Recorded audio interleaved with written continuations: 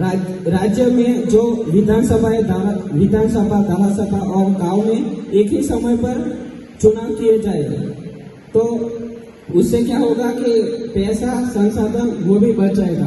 तो मैं बात करूंगा कि जो वन नेशन और वन इलेक्शन है, जो उसको लागू करना है तो उसका सबसे पहले फायदा, तो उससे क्या फायदा होगा, तो जो हमारा देश है, भारत देश में बहुत सा पैसा चुनाव के खर्चे में जाता है। तो उस पैसों को बचाने के लिए हमें ये वन नेशन वन इलेक्शन शुरू करना होगा कि पूरे स्टेट में एक ही जैसे चुनाव हो।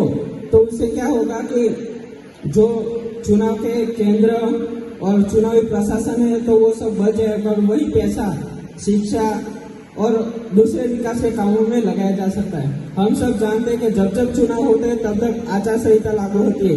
तो आचार संहिता में क्या होता है कि जो सरकारी कामकाज है, जो सरकारी फैसले, वो वहां तक रुक जाता है।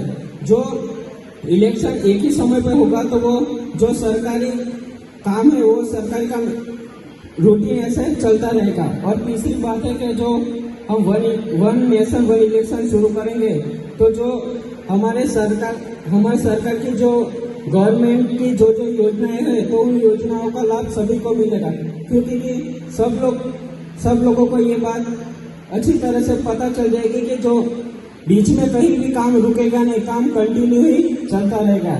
और वन नेशन वन इलेक्शन का और एक फायदा यह है कि इससे चुनाव में जो हम जानते हैं कि गांव में जैसे चुनाव होते हैं तो उसी प्रकार का चुनाव विधानसभा लोकसभा सभी जगह पर एक जैसा हो सकता है। और इसके साथ साथ कोई चुनौतियां भी है, क्योंकि जो वन नेशन और वन इलेक्शन शुरू हो जाता है तो उसमें भारत में जो संविधान है उसको बदलना पड़ेगा। और जो हर एक स्टेट के जो रूल्स है उस रूल्स के सभी को उसमें लाने के लिए जो ये वन नेशन वन इलेक्शन का रूल्स है वो लागू करने के लिए सबको सहमत करना पड़ेगा। और सब हम जानते हैं कि सिर्फ वोट देना हमारा हक नहीं है, लेकिन उस वोट की व्यवस्था को संभाल के रखना हमारा अनुभव है। Thank you.